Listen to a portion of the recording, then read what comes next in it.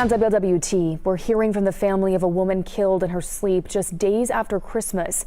Police say a man brutally attacked LaKeisha Malone with a homemade wooden club as children were inside that home. On December 30th, 2025, in a quiet neighborhood in Cincinnati's Evanston area, children woke up to a nightmare no child should ever witness. Their mother, 36-year-old LaKeisha Malone, was found dead in her own bed.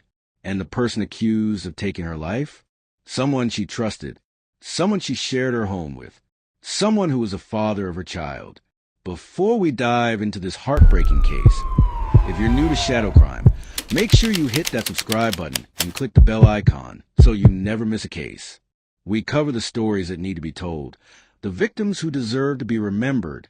Now, let's talk about what happened to LaKeisha. LaKeisha Malone was a mother. That's the first thing you need to know about her. She had two beautiful children who depended on her, who loved her, who needed her. She was 36 years old, living her life in Cincinnati, trying to raise her kids and build a future for them. Her family describes her as someone who cared deeply about her children. She wasn't just a statistic or a headline. She was a real person with dreams, with responsibilities, with people who loved her.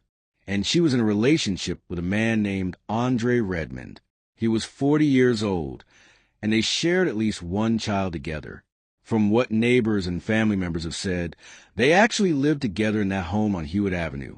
It seemed like they were trying to build a life, trying to make things work for their family. But something went terribly wrong on that December night. Now, I want you to imagine this for a second.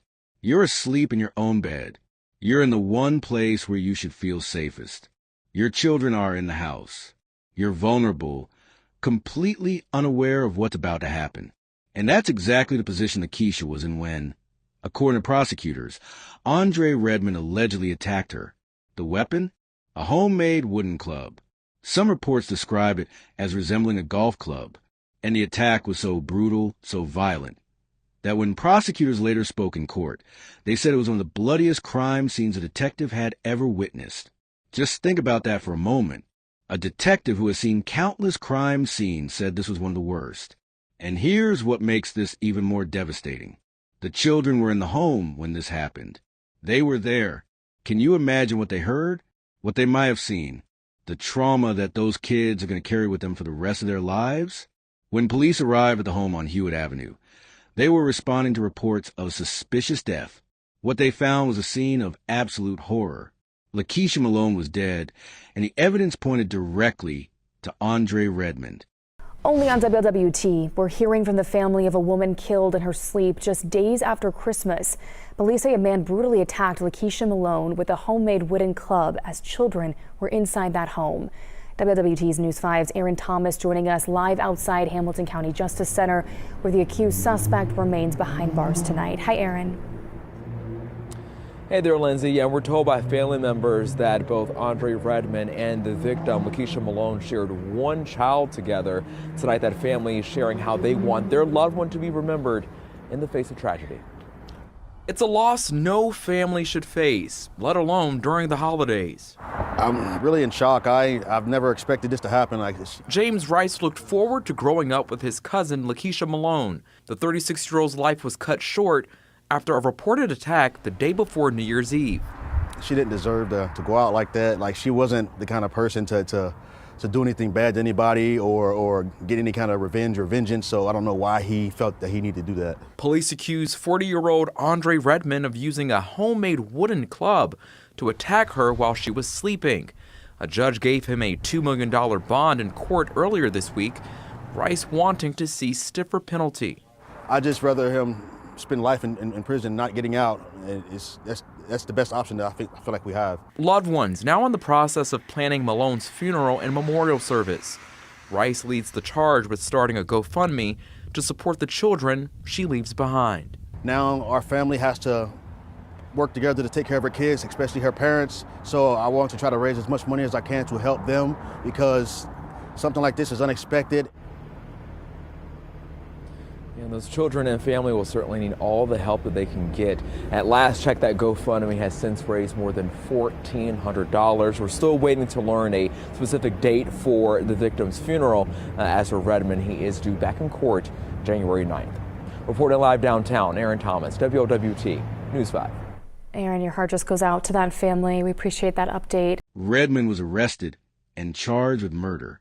When he appeared before the judge, his bond was set at $2 million. $2 million. That tells you how serious this case is, how much evidence prosecutors believe they have against him. And Redmond? He entered a plea of not guilty. Now here's where things get really confusing for everyone trying to understand this case. What was the motive? Why would someone do this to the mother of their child? Why would you brutally attack someone you're living with, someone you share your life with, while your children are in the house? And that's the question that investigators haven't answered yet. They haven't released any information about what led to this attack. Was there an argument that night? Had there been ongoing problems in their relationship? Was this something that built up over time? Or did something snap in that moment? We simply don't know. What we do know is that this wasn't Redmond's first run-in with the law, though his criminal history isn't extensive. Back in 2004, he had some gun-related charges. He pleaded guilty to furnishing a firearm to a minor and improper handling of a firearm in a motor vehicle. Then in 2009, he had a disorderly conduct charge. Beyond that, his record consisted mostly of traffic violations. Nothing that would make you think, this person is capable of murder.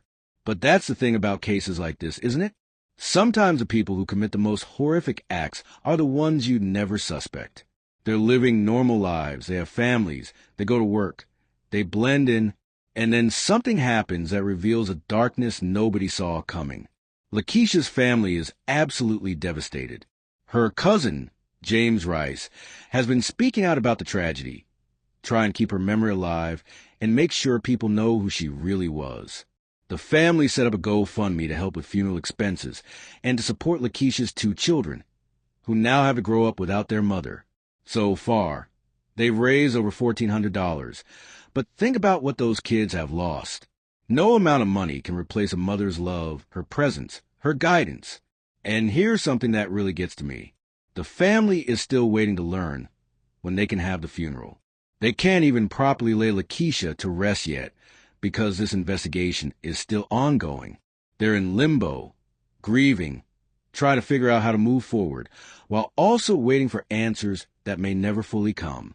Redmond faces additional charges too, beyond the murder charge. He's also charged with operating while impaired and failure to maintain reasonable control. These details suggest there might have been more happening that night than we know about. Was he under the influence of something? Did that play a role in what happened? Again, investigators haven't told us. His next court appearance was scheduled for January 9th, just days ago from when we're recording this. During these hearings, sometimes new information comes out. Sometimes we learn more about the evidence, about what prosecutors plan to present, about the defense strategy.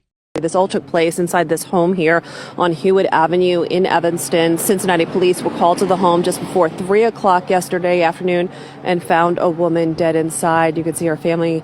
I was speaking with them early. They're starting to gather here and go inside the house. Obviously a little shaken at this point, not ready to talk. But I can tell you she has been identified as 36-year-old LaKeisha Malone. Investigators are now saying she was beaten to death with a homemade wooden club. 40-year-old Andre Redmond was arrested and charged with murder.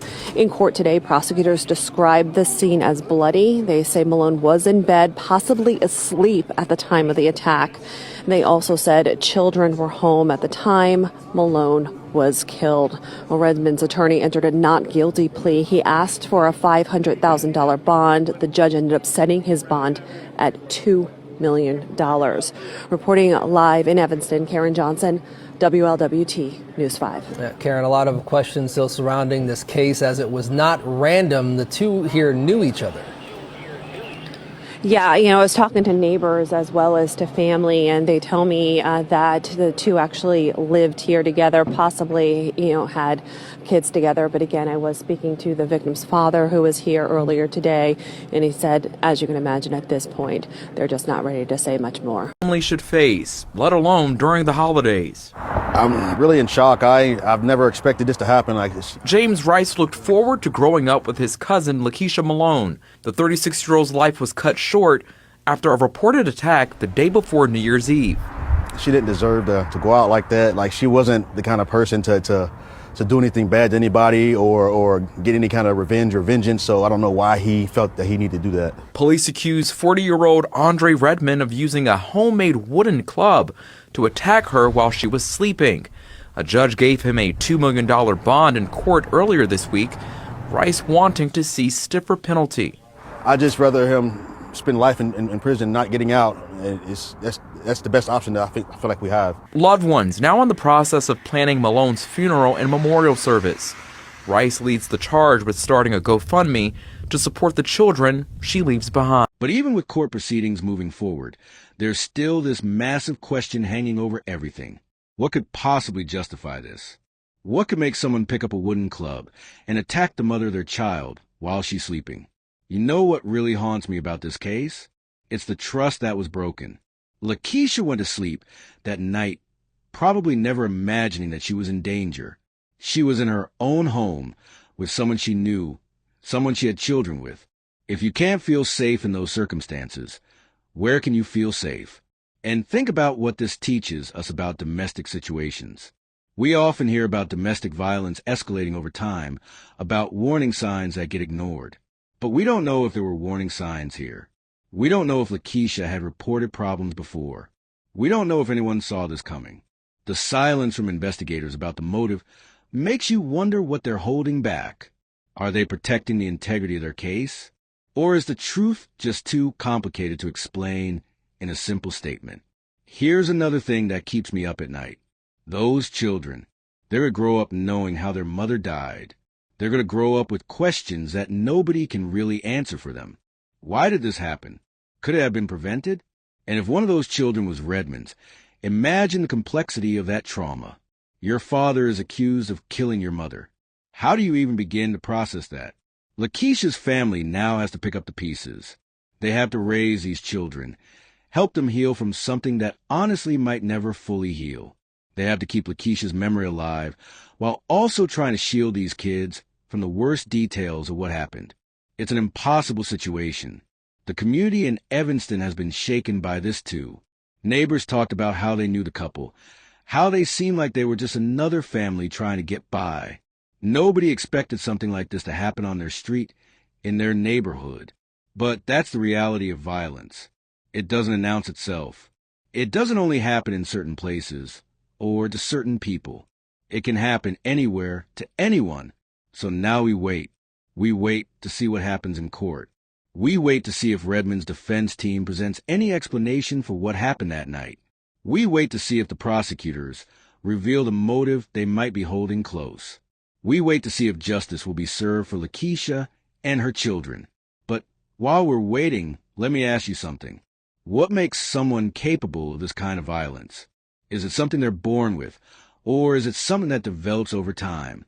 Can we ever really know what someone is capable of, even if we think we know them well? And how do we protect people like LaKeisha when the danger comes from inside their own home, from someone they trust? These are the questions that true crime forces us to confront. These aren't just stories for entertainment. They're real tragedies that reveal uncomfortable truths about human nature, about relationships, about the thin line between normalcy and horror. If this case affected you, if LaKeisha's story matters to you, leave a comment below. Share your thoughts. And if you want to stay updated on cases like this, make sure you're subscribed to Shadow Crime. Hit that like button, share this video, and let's keep LaKeisha's memory alive by making sure her story is heard. Because she deserves to be remembered as more than just a victim. She deserves to be remembered as a mother, as a person, as someone who mattered,